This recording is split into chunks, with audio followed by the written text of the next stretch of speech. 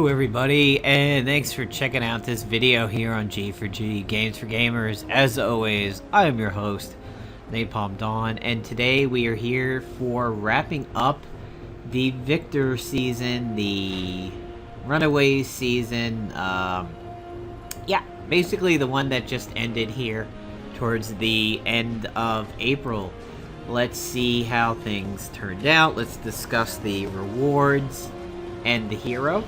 Today's background music is brought to you by the Far Cry 3 Blood Dragon soundtrack. Actually going to lower this slightly.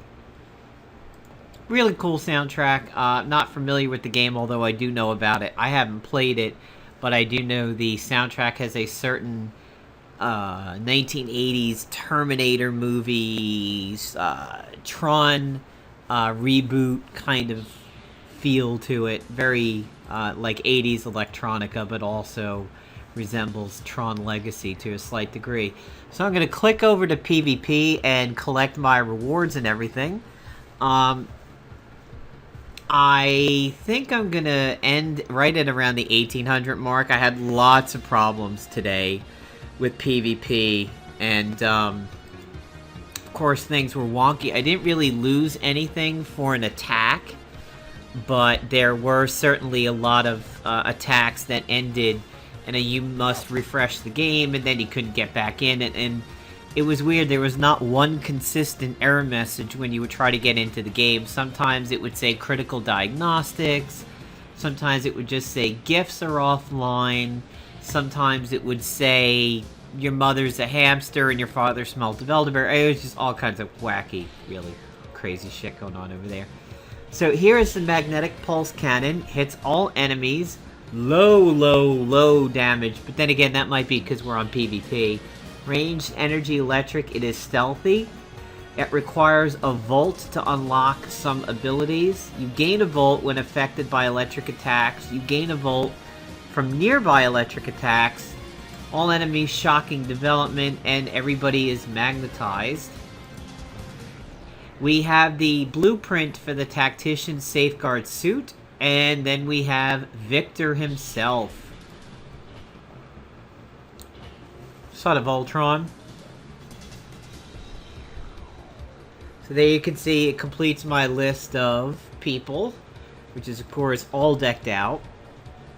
It's interesting to note when I would run some compares between myself and the defending team, I was seeing lots of people with like complete blues and greens on their people, like 14s and 13s, especially in Blaster and Tacticians, but they still didn't have my bonus or were a little bit lower. So I really think volume also makes up for quality. So quantity and quality are a little bit interchangeable, and of course if you have everybody and they're all maxed out, that is, you know, apocalyptico over there. That's severe bonuses. I don't know much about you, Agent, but you seem pretty cool. I mean, just look at all these amazing heroes you have at your side, and now you want me to join too? Sign me up. Youthful enthusiasm. So I finished up at 1785. My highest was around 1850, and honestly, had the game been working today, I was shooting for it. This is my highest finishing rank. This season so far has had my highest rank achieved. And it also had my highest PvP hit, which was Molly, putting somebody down for about 100k.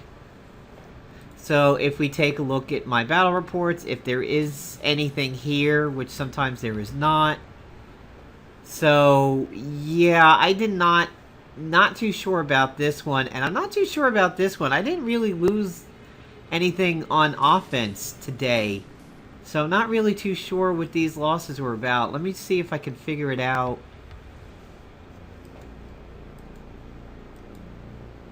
Neuropurge, synthetic signpost. Yeah. Don't think I lost to this guy. Did not lose to anybody in a regular Bruiser's Empowered suit today. I don't even recall facing this. So this might have been one where I tried to load in and it didn't work. And let's see about this one over here.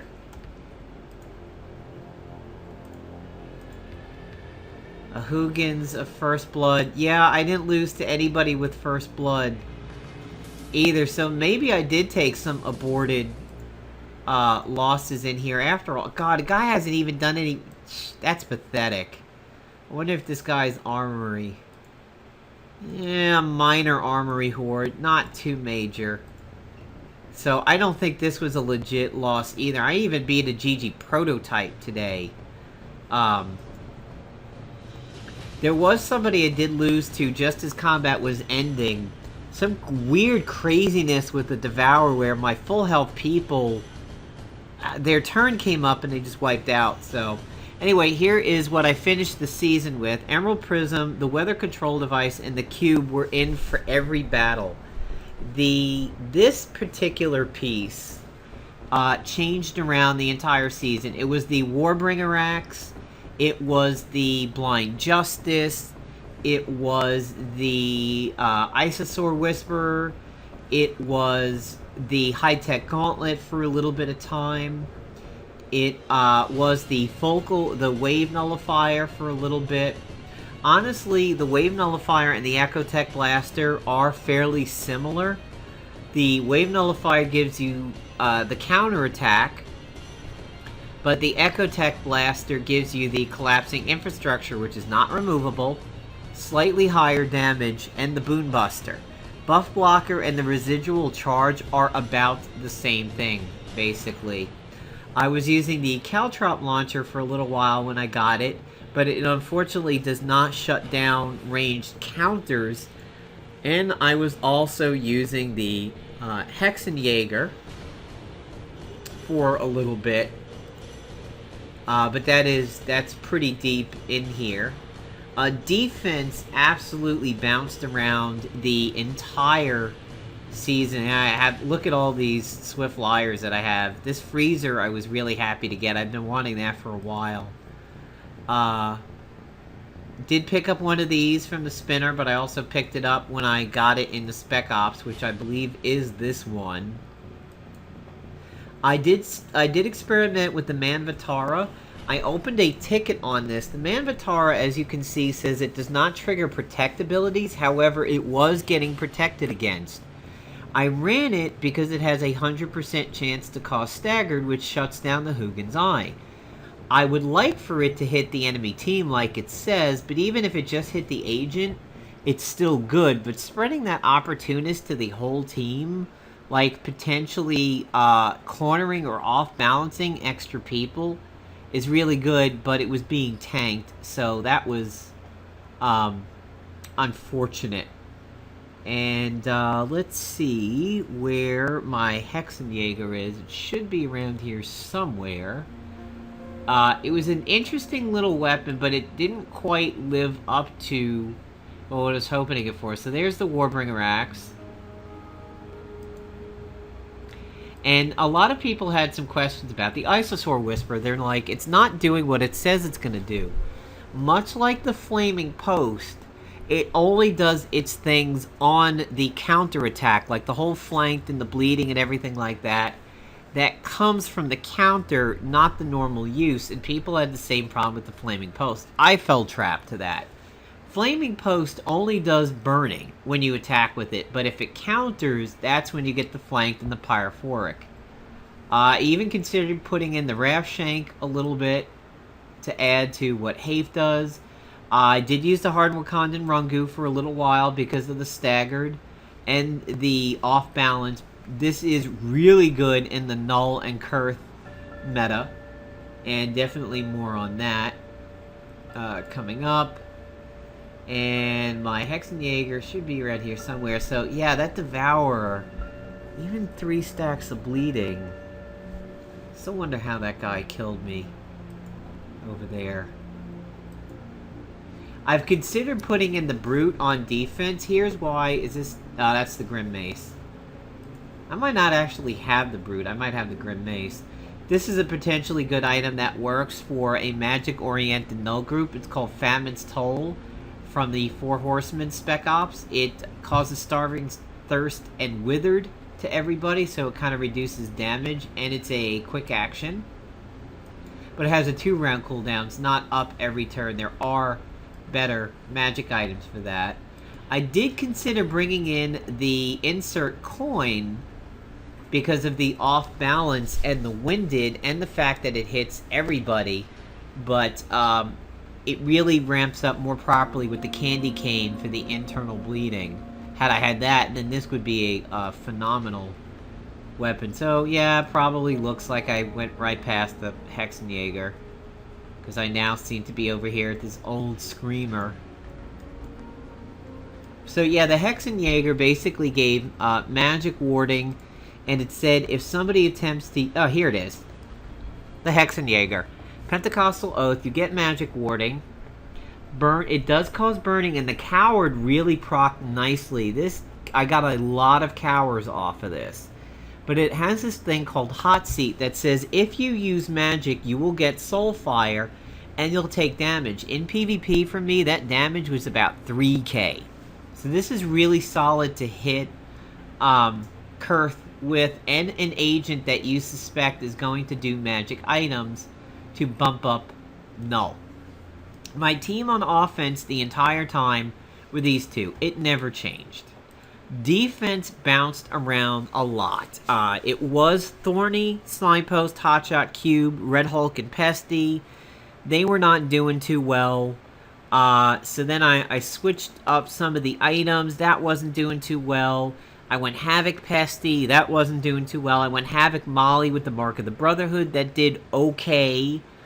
And then I decided to give in to the meta and go with a not level 14 Kurth, so Team Cole over here. And I had something else here other than the Crooked Branch and the Signpost. I changed it around. But, yeah, even these guys did only but so well. Honestly, I think he's a little bit of a liability on defense because Exhausted shuts him down. But if he opens up with World Breaker, it still could hurt. This scenario over here is Mystic protects against debuffs in round 1, so that hopefully we don't get exhausted. Maybe I can exhaust back. What I would hope would be, out of round 1, would be either the Hailstorm or the Fire Tornado, the Signpost, the Crooked Branch, and then the Mystic. If the Crooked Branch is used first, the Crooked will heal me, the Signpost will heal me, and the Mystic will heal me, because the Crooked Branch says allies that use magical abilities are healed. It damages enemies that use tech, so the weather control device is going to hit you because it's tech, and the cube will hit you. If she's countering a lot, she's going to heal on her range counters. This reverberation is different than the reverberation from the ISO. This one will heal you on quick actions. So this is a very good item to use if you have Enchantress, because every one of those quick actions, including her magic missiles, will cause heals. Her counters will cause heals if it's Road to Ruin. So this, in theory, should work pretty well on paper. Let's go ahead and research that suit as we're talking here. It's only going to go for 5 minutes. And let's bring up a list of things that you can use with this new suit. It's actually not as good as you think it is, other than the immunity to exhaustion. And let's try to get Victor and that gun into play. So today's daily, anybody can go. It is the arcade people, so it's Roberburble. If anybody remembers what cartoon series from the 80s and 90s Roberburble comes from, leave the answer in the description over here, and I will be mighty impressed. So I've been running it with Juggy and Sif, with Sif's ISO. I'm going to change this up a little bit over here, and we're going to go a heavy electrical team. So we're going to get him, and we're going to go ahead and get Thor.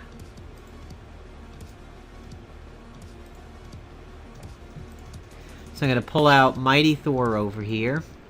We're going to change my gear a little bit. This is one of the best songs on this soundtrack, I think. And the weapon does not seem to be hanging out in the front. I hope I don't have to refresh to get it. Yeah, so today was like really buggy in PvP. It was very hard to stay, there it is, to stay stable at all. Mostly because of the fact that it was just constantly refreshing. Sometimes you came up to the blank allies. Just typical last day craziness.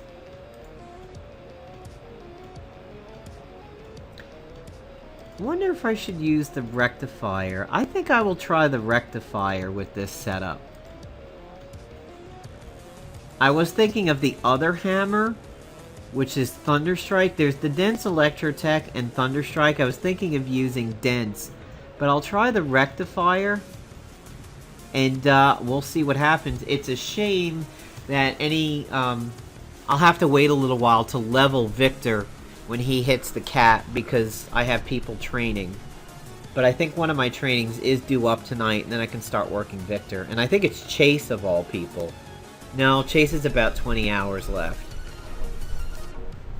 So after this video, we'll go ahead and see what we can use the new suit with. It basically says that debuff actions that are not quick actions will become quick actions. And honestly, that amount is not as much as you think it is. The buff category wins way more than the debuff category. Because if, like, you think about it, like, what's one of the more common debuff ones that you can think of? Well, the Neural Purge. That is already a quick action. But hey, maybe it'll see the light of day for an ISO that says debuff actions that are not quick actions will become quick actions. That would be beautiful. Pesty would be phenomenal. Alright, so we're going to use the rectifier.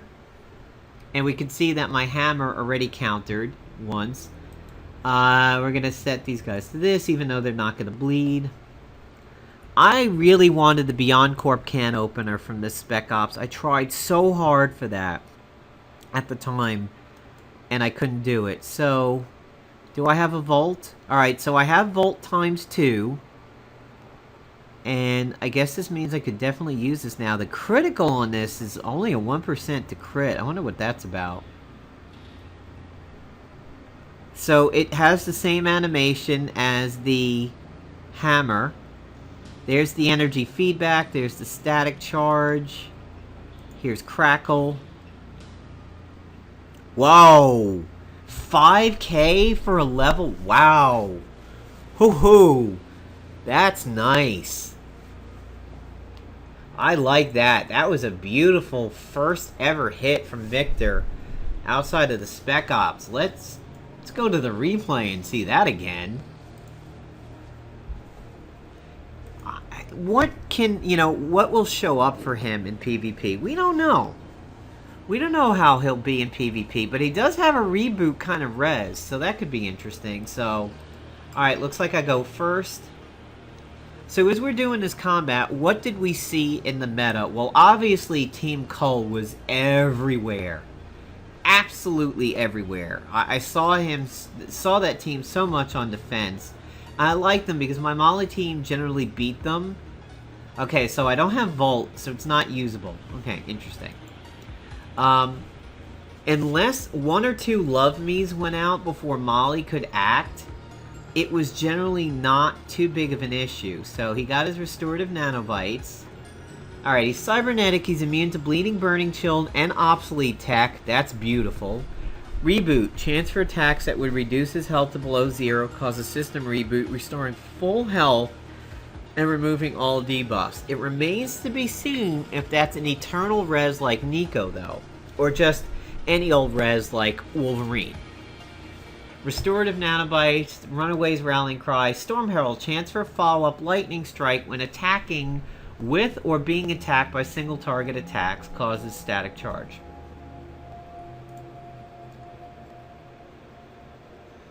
So there he is, healing off of the rectifier, and there goes Storm Herald, which we know, of course, is from Thor. Wow, look at that! Look at all that damage go. Wow, that's pretty. This might be a valid team up right here. Bonk. Especially with the ISOs that says Thor gains the electricity type on those attacks. And look, he's even getting the energy rebound heal from this too. Man, look at Luke go over there. Okay, so yeah. Pesty and Red Hulk thinned out at the higher levels and in the later weeks. We did see a lot of Molly and Invisible Woman's Molly and somebody. Invisible Woman and somebody. Honestly, the biggest worthy team that was a pain for me was Kurth and Skrin. Her objection was fucking obnoxious, especially when you know that Molly has a chance to go 15, 20 times or whatnot, and all of a sudden, you know, she's aborted 1 or 2 attempts in. Honestly, if I saw Heimdall and Skrin on defense, I'd probably just uninstall the game from Facebook at that point. It didn't happen, but... Alright, so let's come out of full screen here. And I'm going to go ahead and pop over to the wiki. And we're going to take a look at what this suit is going to work with here, because it's not a lot. So we're going to search for the, denuff category. Show enough. We're going to search for the debuff category. And you can see what things that might become quick actions. That's not exactly what I'm looking for. Debuff type. Okay, I think it's this. This is the right link. Okay. The power supplies are one thing, and honestly, the power supplies could really come back into play with the smart set. Because as you can see here, all enemies debuff. So this would become a quick action. This would be one of the better things that you can turn into a quick action that is considered a debuff. The Bifurcator, it has a 2-round cooldown. Not bad. This one could be decent. The Ankle Biter, there are some weapons here that will get usage. If we take a look at the Ankle Biter, unarmed melee slashing, so this is going to get tanked by the Thunderbolt Glove and everything like that. This would become a quick action. This is a weapon that turns into a quick action, so this could be pretty strong. And hey, it removes buffs, so this really could be good, and you could just get this in the store, so this might be a very, very solid option. The rest of these, you know, that's a quick action. The Custom Foley's Heart Tickler, nobody's going to use that. Firestarter ready is quick. The Galvanic Arm, which is farmed from Chapter 3 Premium Mission, this would become a quick action. This isn't too bad, and this may actually go very well with Victor and an Electricity team up. So maybe this is worth farming and using it with Victor, because if you get to hit 2 people with a negative static charge, especially if it's like Kurth, who might take damage from this every time she counters, or Molly every tantrum hit, this might be really nice. Huldren's Powerful Call would be one of the nicer ones to turn. Well, that is already a quick action, so you don't need to worry about that. So far we have a few. The Bifurcator, the Power Supply, the Ankle Biter, and the Galvanic Arm. So we have 4. This is the one I'm most excited about, is the Grimoire of the Legion. Being able to flank the entire enemy team and not lose a turn in doing it is phenomenal. The Neuropurge we already know is a quick action. The Monstrosity nobody really has anymore, but it is nice for being unstoppable. And it doesn't have a cooldown, so you could fire off and intimidate it and then do something else. That's not too bad. By the way, that has Destroyer's face in it. The Numbing Needle, I don't think anybody really has. The Rectifier we know is a quick action.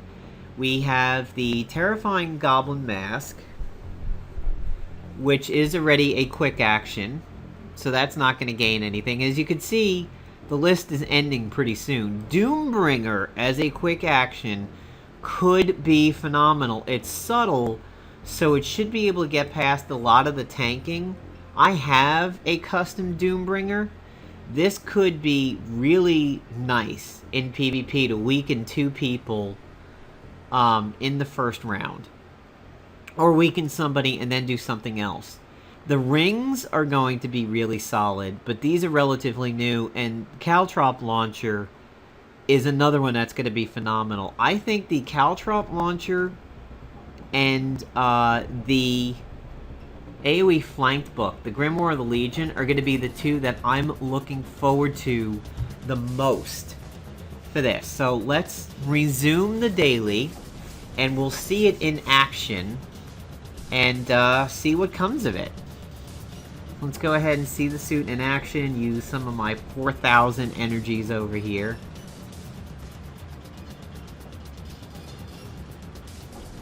Alright, we'll keep the same team. The only thing that we will change over here is just for the purpose of the video. I'll get the Grimoire going, which, there it is. And we will change the suit. There it is. Pesty Tactician.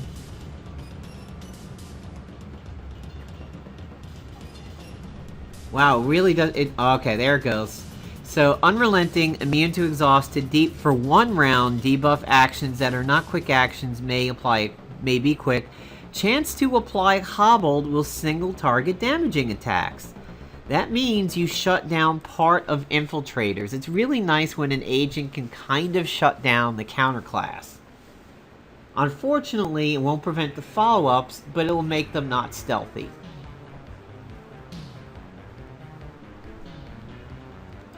This is kind of fitting music for the blob being there. It sounds very fat and blobby.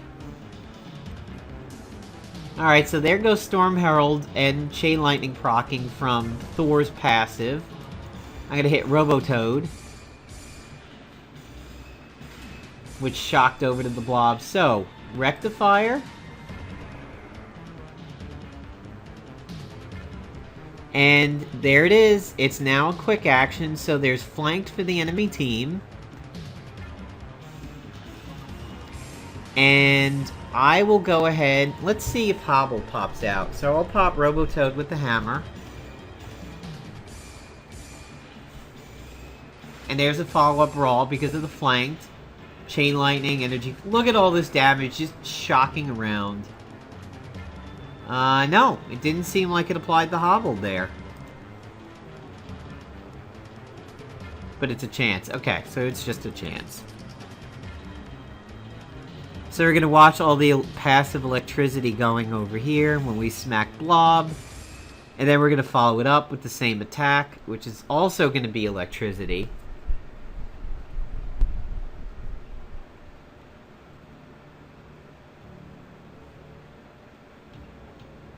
And look at that go.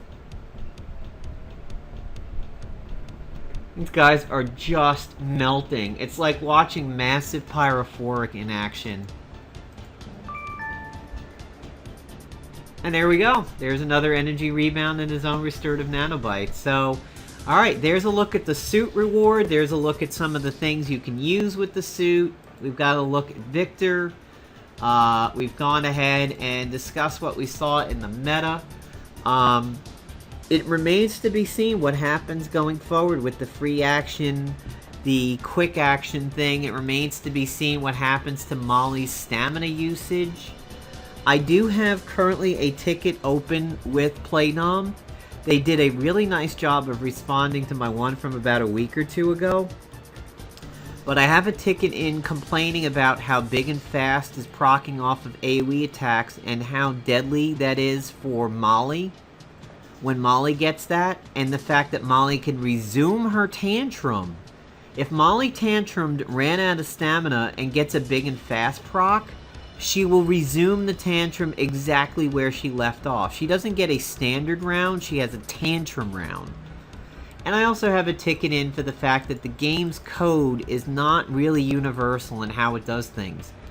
Luke Cage has a chance to get an extra turn if somebody attempts to do melee, even if they don't complete it. Example, you hit the enemy team, and Quicksilver attempts to do one of his quickness counters. Hafe jumps in there and punches him and says, no, you can't do that.